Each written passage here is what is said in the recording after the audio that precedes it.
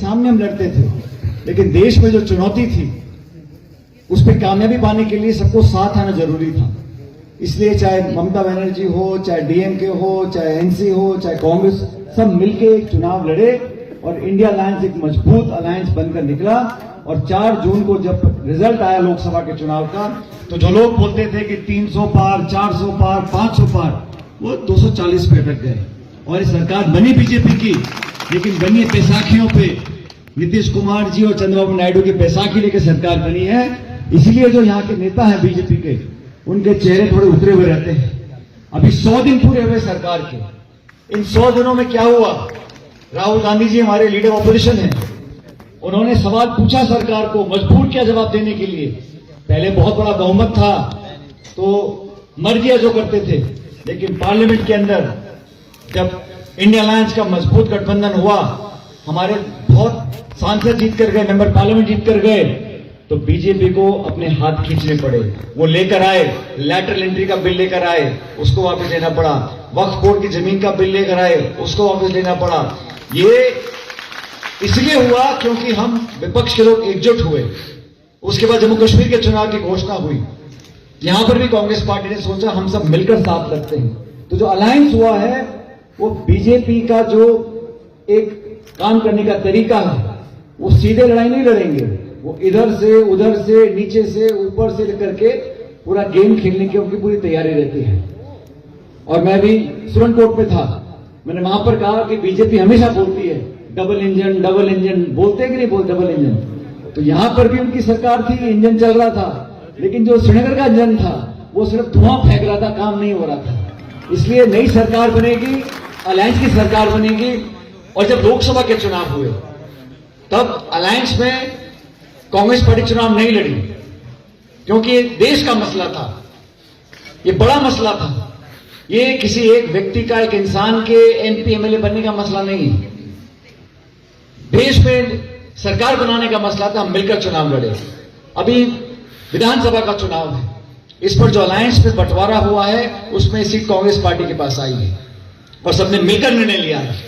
तो मैं आपसे कहना चाहता हूं, अगर सरकार बनानी है, अलायंस की सरकार बनानी है, तो अपने वोट जाहिर नहीं करना है। बाकी और मौके आएंगे, किसी और को कोई पद मिलेगा, किसी और को अपॉइंटमेंट मिलेगा, किसी और को महत्वपूर्ण जिम्मेदारी दी जाएगी, लेकिन ये चुनाव जो है, ये चुनाव जीतने वाला है। और सबीर जी आज से नहीं, पुराने समय से पार्टी के वफादार रहे हैं और इसीलिए राहुल गांधी जी ने इनको मैंडेट दिया है चुनाव लड़ने का।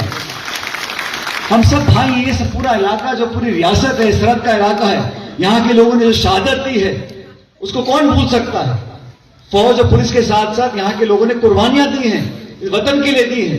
तो पूरा देश इस बात का एहसास हम सब लोगों को है, हम सब लोगों को, कि आप लोगों ने यहां जो किया है उसको और कोई नहीं कर सकता था। यहां सब है, हिंदू, मुसलमान, सिख, सब मिलकर। और ये जो तोड़ने की बात करते हैं, कभी बकरवाल, पहाड़ी, गुजर, डोगरा, अरे सब इंसान है, सबको विकास चाहिए, सबको अच्छी सरकार चाहिए, ईमानदारी से काम करने वाले लोग चाहिए। इसलिए इस चुनाव में मैं आपसे गुजारिश करने के लिए आया हूं, एक एक वोट कीमती है, इस वोट को हाथ के निशान पर दबाएं और अलायंस की सरकार बने। इसमें आपका भी फायदा है, पूरे इलाके का फायदा है, और सब लोग। और सियासत में सबकी ख्वाहिश होती है कि मैं एमएलसी बनूं, एमपी बनूं, एमएलए बनूं, मंत्री बनूं, उसमें कोई बुरी बात नहीं है, लेकिन खुद की ख्वाहिश कभी कभी देश के लिए और सूबे के लिए उसको छोड़ना पड़ता है। ये चुनाव बड़ा चुनाव है, पूरी दुनिया की नजर इस चुनाव के ऊपर है। पूरे वलायत के लोग देखना चाहते हैं, पूरे देश दुनिया के लोग देखना चाहते हैं कि जम्मू कश्मीर के लोग किसको चुनते हैं। अब यहां अलग अलग पार्टियां बन गई हैं, नई नई पार्टियां बनी हैं। और ध्यान रखें, ये जो नए नए लोग सियासत यहां कूद रहे हैं, ये चुनाव जीतने के लिए नहीं लड़ रहे हैं। ये सिर्फ सबीर जी का वोट कैसे कम हो जाए, 2000, 5000, 600, 800, 900 को वोट कम करने का है। इसलिए कृपया करके मैं आपसे गुजारिश कर रहा हूं, एक एक वोट का ध्यान रखें। और जैसा मंच सब लोगों ने बोला, सभी पार्टी के पदाधिकारी सब एकजुट हैं और सब चाहते कि यहां पर बीजेपी को मुंहतोड़ जवाब मिले।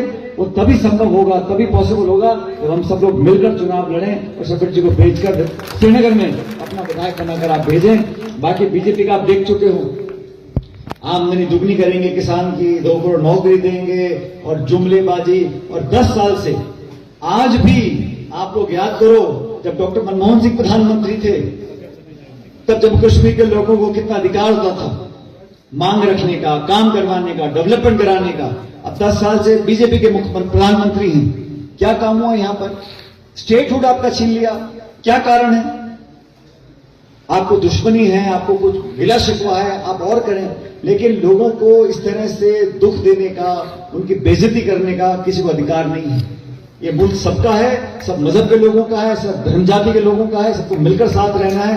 और हमारे हजारों सालों पुराना इतिहास है, हम सब मिलकर साथ रहे हैं। ये भड़काना, लड़ाना, हमें नेता चाहिए जो जोड़ के रखे, तोड़ने वाले की जरूरत नहीं है।